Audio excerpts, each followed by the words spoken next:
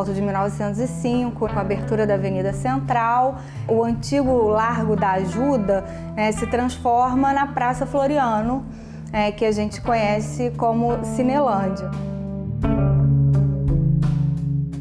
E é nesses primeiros anos do século XX que ela vai ganhar, bem de acordo com as propostas da reforma urbana, né, de dar uma cara mais europeia, mais francesa para então capital federal, é que ela vai ganhar os seus prédios mais importantes e muitos deles, né, que estão lá até hoje.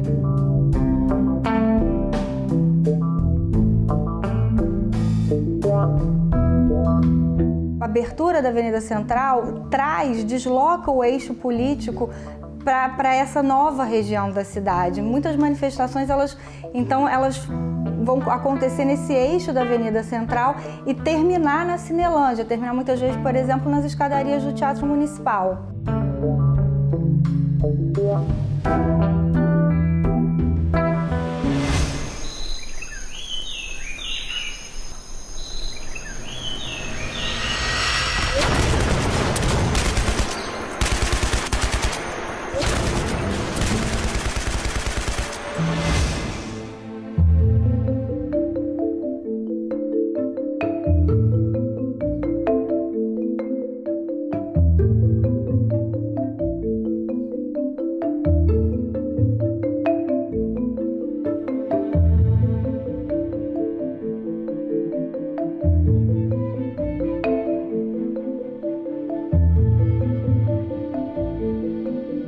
Outros aspectos que são importantes, que é o próprio processo de modernização das sociedades ocidentais e a entrada do jovem como um ator político de peso. Essa geração, esse jovem que está entrando na sociedade de consumo, que está entrando nas universidades, as universidades também passam por um processo de expansão nesse momento, eles se transformam em atores políticos importantes, eles sentem de forma particularmente sensível as mudanças e as transformações dessa modernidade naquele momento.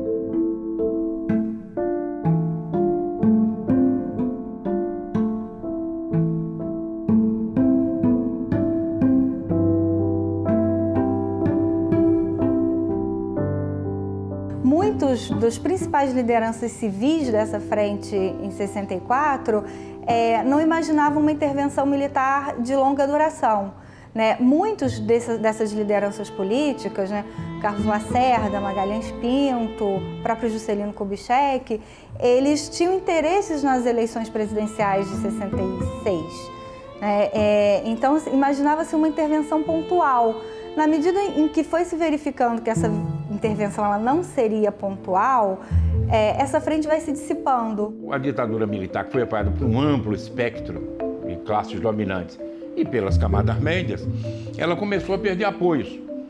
Ela perdeu o apoio do setor agrário quando fez o Estatuto da Terra. Ela perdeu o apoio da burguesia comercial quando fez uma política recessiva. Perdeu também o apoio depois da empresa nacional e foi se isolando. E a classe média, que tinha sido a força de massa de apoio à ditadura militar, perdeu ainda as eleições.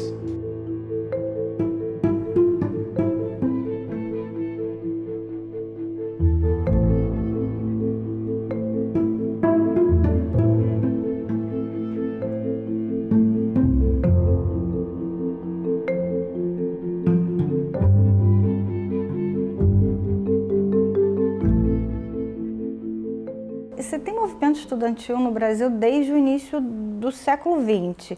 A questão é que, você tem poucos estudantes universitários, né? Nos anos 60 mesmo eles não eram tão numerosos assim.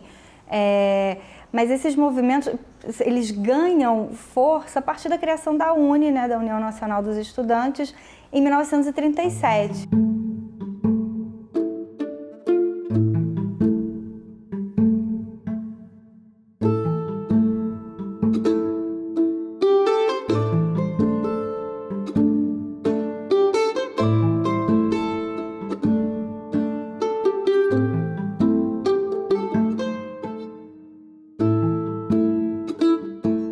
as reformas de base, elas vão, do ponto de vista político, elas vão mobilizar muito a luta estudantil nos anos 60.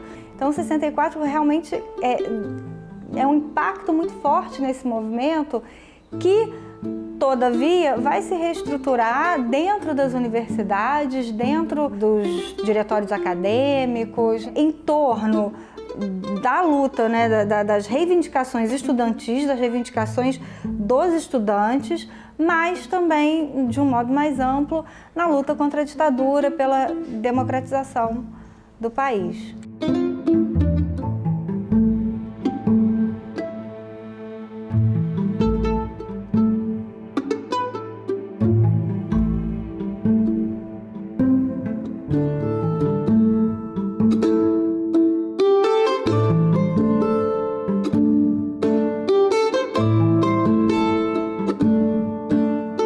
Aqui no estado da Guanabara, começou com pequenas ações. E começamos a ter a polícia invadindo. Qualquer coisa que a gente fazia, assim, a polícia invadia.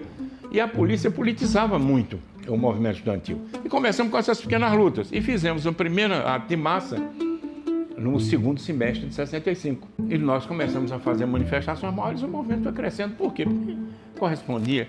Ninguém sabe, não tem ciência para movimento de massa. Eu cansei de ir lá gritar, ninguém se mexia. Um dia a gente gritou e o pessoal foi, entendeu?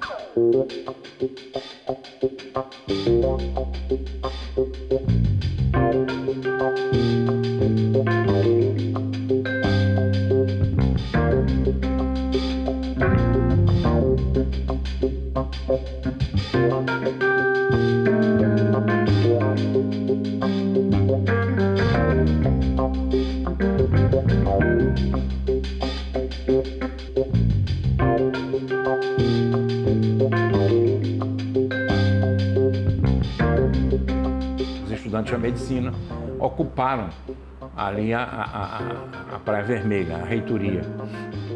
Do lado da reitoria, um prédio do lado da reitoria, Escola de Medicina. E ficaram lá. E eu cheguei de tarde, e como eu já era o líder mais conhecido, porque eu era presidente do CAR, e me botaram lá para dirigir. Então eu dirigi. Mas, de fato, quem dirigia era um comando. Entendeu? Eu ia lá para dirigir essa assembleia, para dar... E na hora de saber o que fazer, tinha uma repressão, os policiais estão drogados, bêbados, entendeu? Mas o pessoal decidiu ficar.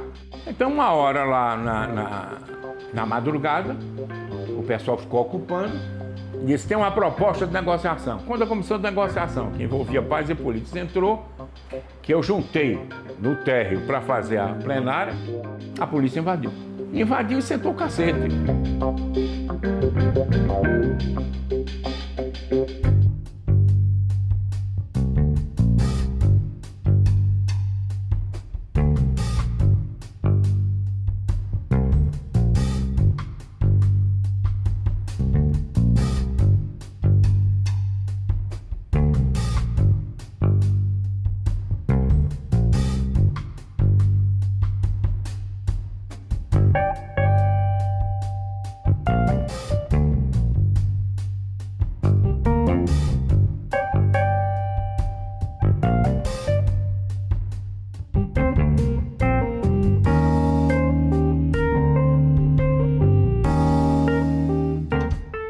Em 67, o governo apressou o negócio para fechar, fechou, e o pessoal foi para a rua. O calabouço era um pessoal, muito estudante pobre, e muito pobre que não era estudante também, mas tinha muito estudante pobre, muito violento, radicalizado.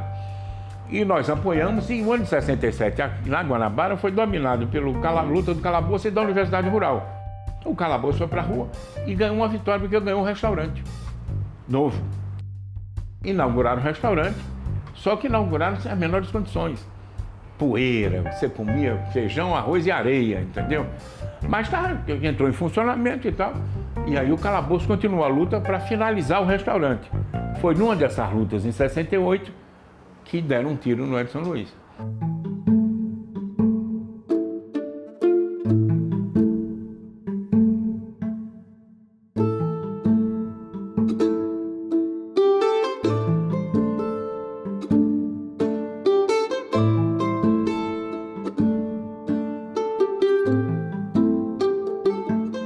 Quem morria na cidade, quem era baleado, quem era preso, ninguém sabia, nem os seus familiares sabiam e nem podiam saber, muito menos nós jornalistas. E aquele dia do calabouço, graças a, eu digo, aquela massa que estava ali e que o Edson foi morto ali dentro do calabouço, e como os estudantes todos estavam ali, puderam resgatar o corpo do Edson e trazer aqui para a Câmara dos Vereadores.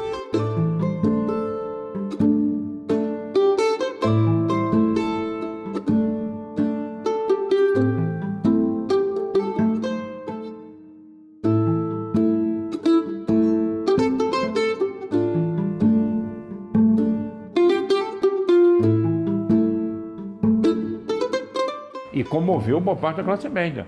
Com aquele negócio, quando eu fui no enterro do Edson Luiz de manhã, você chegava, os padres levando os alunos, as freiras levando os alunos, professores levando os alunos. E o negócio daquela manifestação, que era matar um estudante, podia ser seu filho, né? Na verdade, podia ser um filho seu. Isso tocou muito a classe média e a população em geral.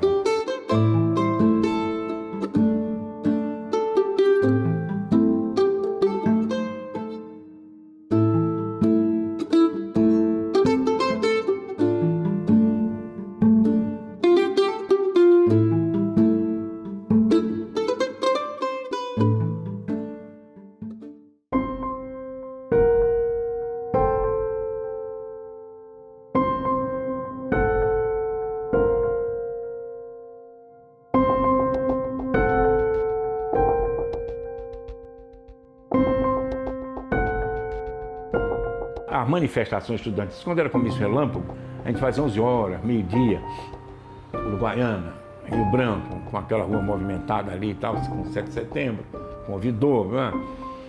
E dessa vez marcamos 8 horas da manhã uma passeata, porque sabíamos que a repressão ia ser pesada. Pegamos pedra e entramos pelo centro do Rio. E aí o pessoal desceu para aplaudir a gente. Nós fomos até o MEC, estava tomado, fomos na Embaixada Americana, aí jogaram uma pedra na Embaixada Americana e o cara respondeu com um tiro. Eu trepei num poste, estava discursando, quando chegou a PM atirando de fuzil.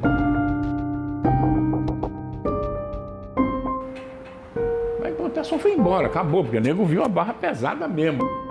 E no ato mesmo, na sexta-feira, nós convocamos uma passeata para segunda. Isso é Sexta-feira Sangrenta.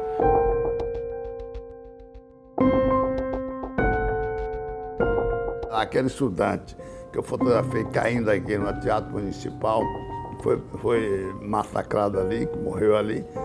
Depois, no Jornal do Brasil, onde eu trabalhava, eu fiz uma matéria, publicando a foto dele na frente, buscando se ele ainda estivesse vivo, que ele aparecesse, que eu gostaria de reencontrá-lo, de falar com ele e tal. Até hoje nunca apareceu.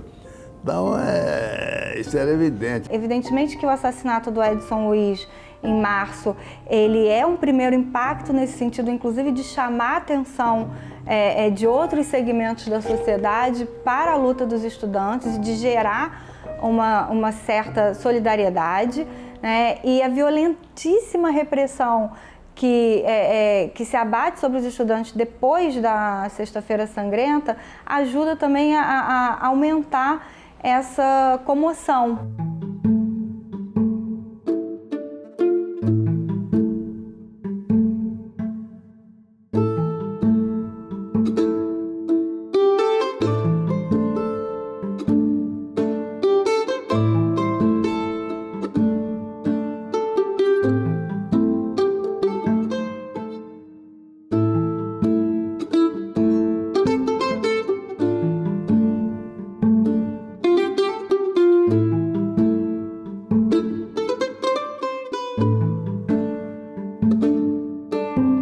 E a gente achava que ia haver um massacre total. Foi um dia...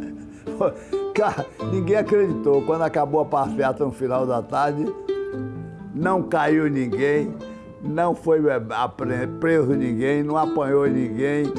Aquela passeata do CEMIL, meu amigo, foi uma coisa... Eu me lembro bem, o que me deixa emocionado até hoje, olhando minhas fotos, o Vladimir falando aqui na escadaria da Câmara e a população toda...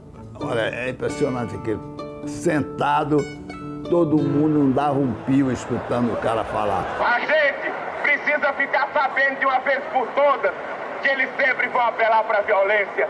E ai de nós, se nós não nos prepararmos para essa violência. Então toda aquela vanguarda, todo aquele pessoal esteve presente.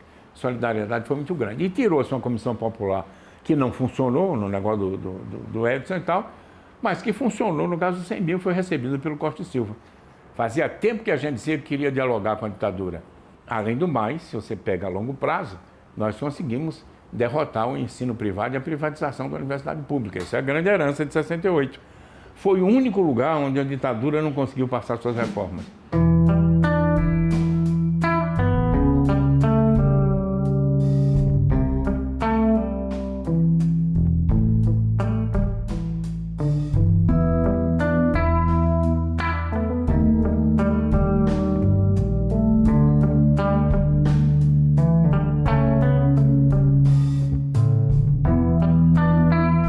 Todos esses eventos de 68, nessas agitações, muitas vezes são consideradas as causas do AI-5. Hoje, historiadores falam que o AI-5 ele vem muito mais de uma necessidade da ditadura organizar o seu próprio campo do que como uma resposta às manifestações de rua. Não se construiu nada novo no mundo, veja bem. Não estou enaltecendo isso, mas pelo menos você deixou de ter uma linha oficial e começou a poder ter mais liberdade crítica, entendeu? Que é a questão importante. O mundo é outro, você tem que dar soluções novas. E eu acho que só é bom olhar para o passado quando você sabe que ele não se repete exatamente. De forma que o passado serve sempre para ver alguma coisa que não se deve fazer, mas dificilmente se aprende o que fazer com o passado.